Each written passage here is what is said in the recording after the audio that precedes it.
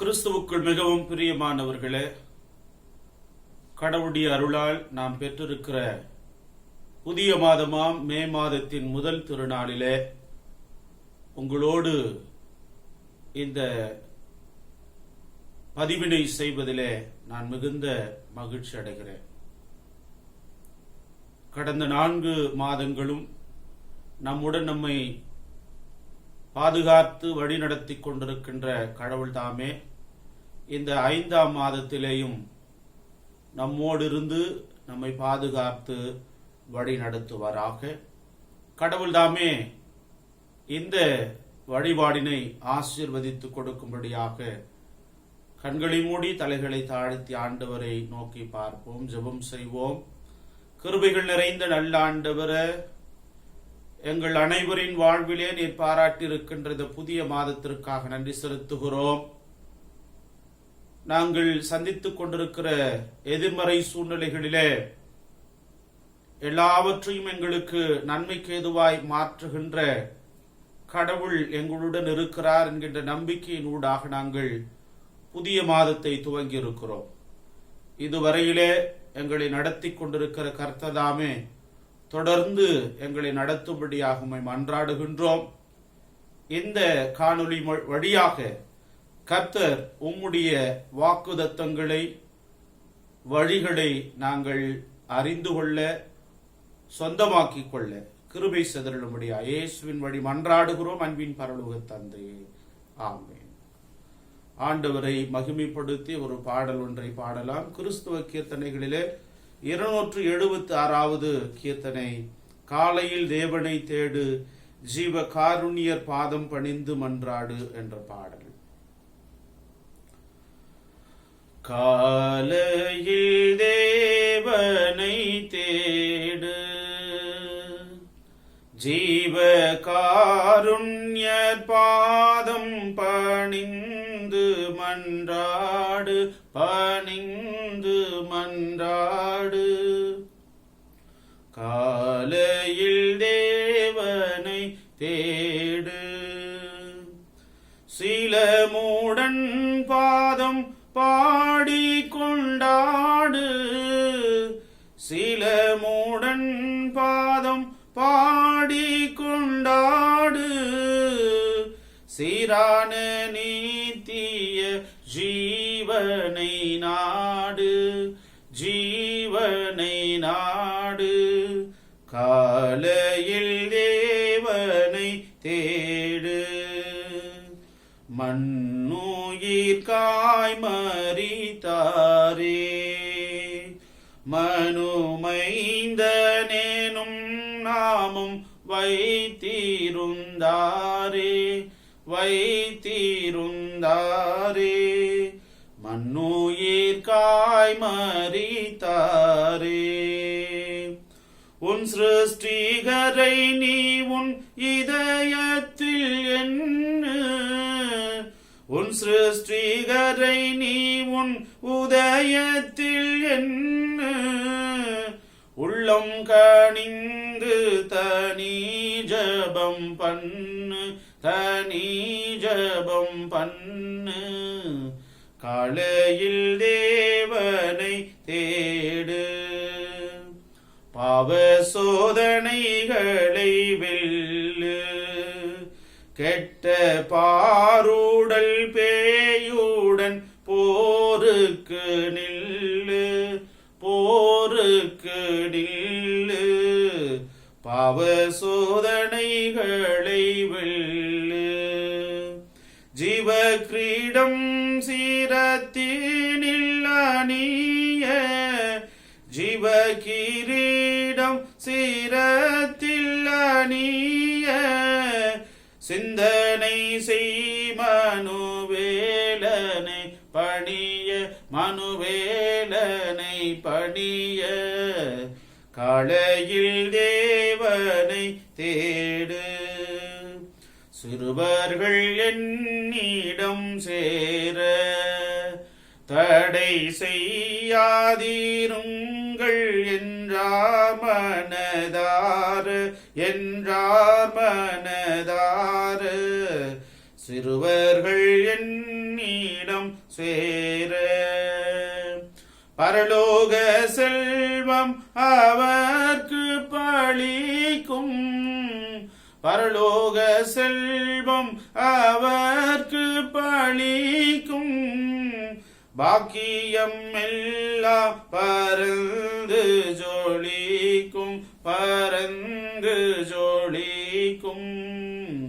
காலையில் தேவனை தேடு, வேளை உனக்கு கை கூட.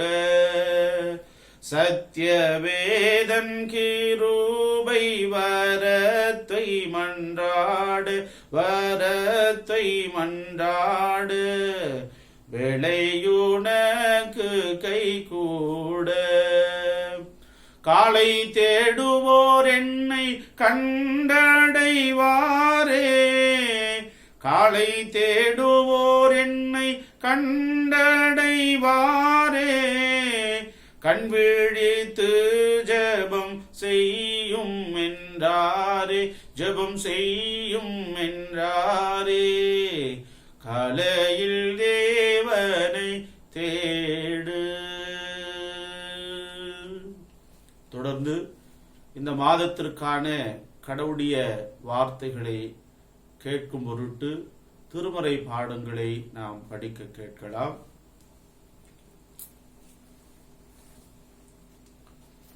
இந்த மாதத்தின் முதல் நாள் தியானத்திற்காக தெரிவு செய்யப்பட்டிருக்கின்ற திருமறை பகுதி அது மார்க்குவின் நற்செய்தி நூல் 1ஆம் அதிகாரம் திருமொழிகள் 29 துவங்கி 34 முடிய இருக்கின்ற திருமறை பகுதியை படிக்க கேட்போம். பின்பு அவர்கள் தொழுகை கூடத்தை விட்டு வெளியே வந்து யாக்கோபு, யோவானுடன் சீமோன், அந்திரேயா ஆகியோரின் வீட்டிற்குள் சென்றார்கள். சீமோனுடைய மாமியார் காய்ச்சலாய் கிடந்தார். உடனே அவர்கள் அதை பற்றி இயேசுவிடம் சொன்னார்கள். இயேசு அவர் அருகில் சென்று கையை பிடித்து அவரை தூக்கினார். காய்ச்சல் அவரை விட்டு நீங்கிற்று. அவர் அவர்களுக்கு பணிவிடை செய்தார். மாலை வேளையில் கதிரவன் மறையும் நேரத்தில் நோயாளர்கள், பேய் பிடித்தவர்கள் அனைவரையும் மக்கள் அவரிடம் கொண்டு வந்தார்கள். நகர் முழுவதும் வீட்டு வாயில் முன் கூடியிருந்தது. பல்வேறு பிடிகளால் வருந்தியவரை பலரை அவர் குணமாக்கினார். பல பேய்களையும் ஓட்டினார். அந்த பேய்கள் அவரை அறிந்திருந்ததால் அவற்றை அவர் பேச விடவில்லை என்றார் என்பவைகளே படிக்க தெரிவு செய்யப்பட்ட திருமறை பகுதி. படித்தாயிற்று. கடவுளுக்கே மகிமை உண்டாவதாக. ஜெபம் செய்வோம். பரலோக தந்தையே, இந்த மாதத்திற்காக நாங்கள் உம்முடைய திருவார்த்தைகளை நாடி நிற்கின்றோம். நீர் எங்களோடு பேசும்படியாக, எங்கள் நம்பிக்கையை வலுப்படுத்தும்படியாக, நாங்கள் நடக்க வேண்டிய வழிகளை எங்களுக்கு காண்பிக்கும்படியாக இயேசுவின் மூலம் மன்றாடுகிறோம் அன்பின் பரலோக தந்தையே. ஆமென். அன்புக்குரிய இறை மக்களே, இந்த காணொளியை காணுகின்ற அடியவர்களே, உங்கள் அனைவரையும் நமது ஆண்டவரும் மீட்பருமாகிய இயேசு கிறிஸ்துவின் இனிய திருப்பெயரிலே வாழ்த்துவதிலே நான் மிகுந்த மகிழ்ச்சி அடைகிறேன். இந்த 2021ஆம் ஆண்டிலே ஒவ்வொரு மாத துவக்க நாளிலே நற்செய்தி பகுதிகளிலே நமது ஆண்டவராகிய இயேசு கிறிஸ்துவின் வழியாக நிறைவேற்றப்பட்ட அற்புதங்களை குறித்து நாம் தியானித்து வருகிறோம். இன்று மே மாதத்தின் முதல் திருநாளிலே படிக்க கேட்ட மார்க்குவின் நற்செய்தி நூல் 29 துவங்கி 34 முடிய இருக்கின்ற வார்த்தைகளில் அடங்கியுள்ள அற்புதங்களை குறித்து நம்முடைய வாழ்விலேயும் கடவுள் அற்புதங்களை செய்ய வல்லவர் என்கின்ற நம்பிக்கையை வலுப்படுத்திக் கொள்ளும்படியாக ஆண்டுடைய வார்த்தைகளை கேட்க ஆயத்தப்படுவோம். அன்புக்குரியோர்களே, பேதுருவின் வீட்டிற்கு வருகை தருவதற்கு முன்பதாக ஆண்டவராகிய இயேசு கிறிஸ்து தொழுகை கூடத்திலே ஒரு தொழுகையிலே வழிபாடிலே பங்கு பெறுகிறார். அங்கே ஒரு அற்புதத்தின் வழியாக ஒரு மகளுக்கு விடுதலையை கொடுத்து புது வாழ்வை கொடுக்கின்ற கடவுள் அங்கிருந்து தன்னுடன் இருக்கின்ற சீடர்களை அழைத்துக் கொண்டு பேதுரு, அந்திரேயா ஆகியோரின் வீட்டிற்கு வருகிறார் என்கின்ற பதிவினை நாம் பார்க்கின்றோம். தொழுகை கூடத்திலே கடவுளை தேடி வந்தவர்களை சுகப்படுத்தின ஆண்டவர் தொழுகை கூடத்திலே தொழுகை முடிந்த பிறகு ஓய்விற்காகவோ அல்லது உணவிற்காகவோ பேதுரு, அந்திரேயா இல்லத்திற்கு வந்திருக்க வேண்டும் என்பது நாம் புரிந்து கொள்ள வேண்டிய ஒன்று. ஏனென்று சொன்னால், யூத வழக்கத்தின்படி தொழுகை கூடத்திலே தொழுகை முடிந்த பிற்பாடு உணவருந்தி ஓய்வெடுப்பது அவர்களின் வழக்கமாக இருக்கிறது. இந்த பகுதிகளிலே நாம் பார்க்கின்றோம். பின்பு அவர்கள் தொழுகை கூடத்தை விட்டு வெளியே வந்து யாக்கோபு, யோவானுடன் சீமோன், அந்திரேயா ஆகியோரின் வீட்டிற்குள் சென்றார்கள் என்று போடப்பட்டிருக்கிறது. தொழுகை கூடத்திலிருந்து வீட்டிற்கு வருகின்ற பொழுது பேதுருவின் மாமி ஜுரத்திலே இருக்கிறார்கள் என்பது ஆண்டவருக்கு சொல்லப்படாத ஒன்று. அப்படியானால் அவர்கள் தொழுகை கூடத்திலிருந்து இந்த இல்லத்திற்கு உணவிற்காகவும் ஓய்விற்காகவும் வந்திருக்க வேண்டும் என்பது இந்த இடத்தில் புலப்படுகிறது. வந்த பிறகு சீமோனுடைய மாமியார் காய்ச்சலாய் கிடந்தார். உடனே அவர்கள் அதை பற்றி இயேசுவிடம் சொன்னார்கள். யாக்கோபும் யோவானும் சீமோனுடைய மாமியார் ஜுரத்திலே இருக்கின்ற அந்த செய்தியை கடவுளிடத்திலே சொல்லி இருக்கிறார்கள். அப்பொழுதுதான் இந்த இல்லத்திலே ஒரு மகள் சுகவீனமாக இருக்கிறார் என்று அறிகின்ற கடவுள் உணவை, ஓய்வினை தவிர்த்துவிட்டு உடனடியாக பலவீனத்திலே இருக்கிற மகளை நோக்கி அவர் போகிறதை இந்த இடத்திலே நம்மால் பார்க்க முடியும்.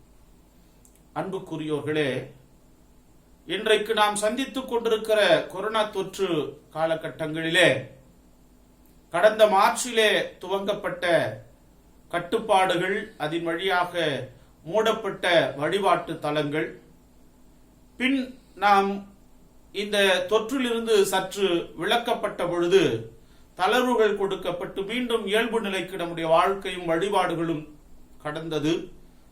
மீண்டும் இரண்டாம் அலை கொரோனா தொற்று ஆரம்பித்திருக்கிற இந்த நேரத்தில் இன்றைய நம்முடைய வழிபாட்டு தலங்கள் எல்லாம் மூடப்பட்டிருக்கின்ற சூழ்நிலைகளிலே விசுவாசிகள் யாரும் வழிபாட்டு தலத்திற்கு வரக்கூடாது என்கின்ற கட்டுப்பாடுகள் இருக்கின்ற இந்த சூழ்நிலைகளிலே இரண்டாம் அலை மிக தீவிரமாக மக்களை கொன்று குவித்துக் கொண்டிருக்கிற காலகட்டங்களிலே முதல் கொரோனா தொற்று பாதிப்பையே நம்மால் தாங்க முடியாத பொழுது பல மடங்கு அதை காட்டிலும் இரண்டாம் தொற்றின் சீற்றம் அதிகமாக காணப்படுகிற இந்த நேரத்தில் மருத்துவமனைகளிலே படுக்கைகள் இல்லாமல், சிகிச்சைக்கு அனுமதிக்கப்படாமல், மருத்துவமனை வெளியிடங்களிலே இருந்து மரித்துக் கொண்டிருக்கிறவர்களை நாம் பார்த்து கொண்டிருக்கிறோம். நேற்றைய தினத்திலே ஒரு சகோதரி கல்யாணி மருத்துவமனையிலிருந்து என்னோடு தொடர்பு கொண்டு, என்னுடைய மகளுக்கு சுவாசிக்க முடியவில்லை, மிக ஆபத்தான கட்டத்திலே இருக்கிறார்கள், கல்யாணி மருத்துவமனையிலே சேர்ப்பதற்கு அனுமதி கிடையாது. ஏனென்றால் படுக்கைகளோ அல்லது அவருக்கு வேண்டிய வசதிகளோ செய்து தருகின்ற வாய்ப்புகள் இல்லை. மருத்துவரோடு சற்று பேசுங்கள் என்று சொன்னார்கள். மருத்துவரோடு பேசினோம். முன்னமே அநேகர் காத்து கொண்டிருக்கிறார்கள், நாங்கள் உதவி செய்ய இயலாதவராக இருக்கிறோம் என்று சொன்னார்கள். அதனைத் தொடர்ந்து பல மருத்துவமனைகளை தொடர்பு கொண்ட பொழுது எங்கேயும் அவருக்கு சிகிச்சை கொடுப்பதற்கான சூழ்நிலைகள் இல்லை. கடவுளுடைய கிருபையினால் இரவு நேரத்திலே ஏதோ ஒரு மருத்துவமனையிலே அவர்கள் சேர்க்கப்பட்டார்கள் என்று நான் அறிந்து கொண்டேன். இன்றைய சூழ்நிலை இதுதான். மரிக்கிறார்கள் என்று தெரிந்தும் சிகிச்சை கொடுக்க இயலாத ஒரு சூழ்நிலைகளிலே நாம் வாழ்ந்து கொண்டிருக்கிற காலகட்டங்களிலே, இப்படிப்பட்ட சூழ்நிலைகளிலே நாம் அணுகுவதெல்லாம் கடவுளை. அதற்காக தான் வழிபாடுகளுக்கு வருகிறோம், பிரார்த்தனைகளை செய்கிறோம். ஆனால் இன்றைக்கு அந்த ஒரு நம்பிக்கை தருகின்ற வழிபாடுகளும் இல்லாமல் நாம் தவித்துக் கொண்டிருக்கிற ஒரு கால சூழ்நிலைகளிலே இன்றைய இந்த திருமறை பகுதியானது நம்முடைய நம்பிக்கைகளை வலுவூட்டுகின்ற ஒன்றாக இருக்கிறது. ஏனென்று சொன்னால், தொழுகை கூடத்திலே அற்புதத்தின் வழியாக ஒரு மகளுக்கு விடுதலை கொடுத்த கடவுள் தொழுகை கூடத்தை கடந்து ஒரு இல்லத்திற்கு செல்லுகிறார்.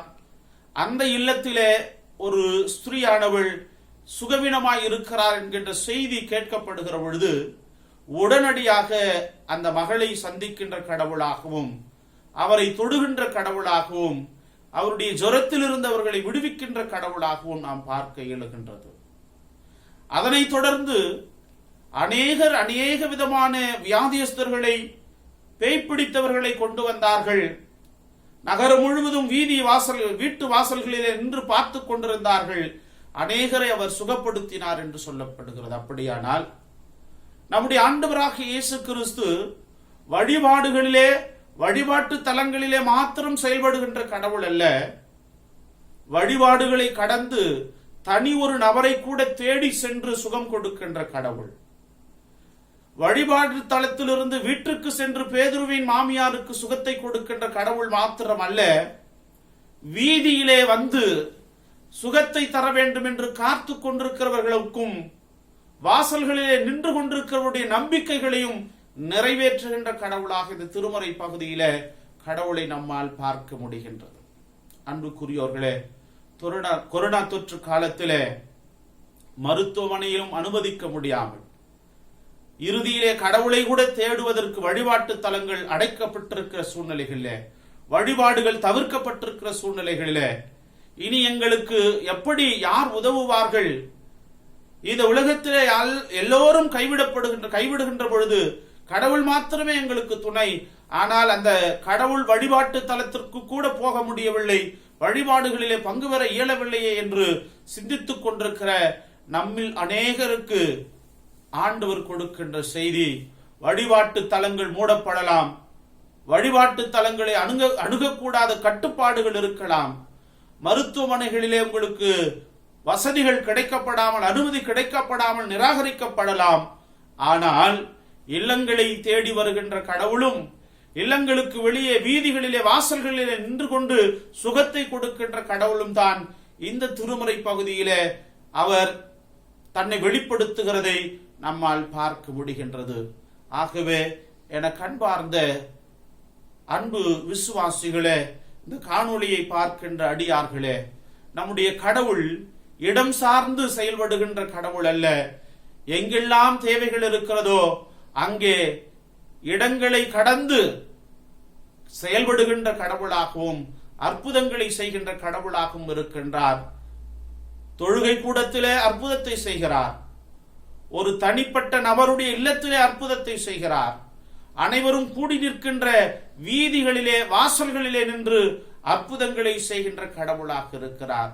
இதை பார்த்து கொண்டிருக்கிற என் அன்பு சகோதரனே, சகோதரியே, நீ தொழுகை கூடத்தில் இருந்து விளக்கப்பட்டிருக்கிற சூழ்நிலையில இருக்கிறாயா? மருத்துவமனையிலே அனுமதிக்கப்பட முடியாத சூழ்நிலைகளிலே இருக்கிறாயா? அல்லது வீட்டிலே உன்னை தனிமைப்படுத்திக் கொண்டு என்னவாகுமோ என்கின்ற ஏக்கத்திலே கலங்கி கொண்டிருக்கிறாயா? கர்த்தர் உன்னை அணுகுகின்ற கடவுளாக இருக்கிறார். ஏனென்று சொன்னால், ஓய்வுக்காகவும் உறக்கத்திற்காகவும் உணவுக்காகவும் சென்ற இயேசு ஆண்டவர் பேதுருவின் மாமியார் ஜுரமாக இருக்கிறார் என்ற பொழுது உணவை மறந்தார், ஓய்வை மறந்தார், பிறரின் வாழ்வை கருதி செயல்படுகின்ற கடவுளாக இருக்கிறார். பேதுருவின் மாமிக்கு சுகத்தை கொடுத்த ஆண்டவர் மாலை வேளையிலே உடனடியாக மீண்டும் செயல்படுகின்ற கடவுளாக 33ஆம் வசனத்திலே மாலை வேளையிலே கதிரவன் மறையும் நேரத்திலே நோயாளர்கள் பேய் பிடித்தவர்கள் அனைவரையும் மக்கள் அவரிடம் கொண்டு வந்தார்கள், அவர்களுக்கு சுகத்தை கொடுத்தார். தொடர்ச்சியை பாருங்கள்.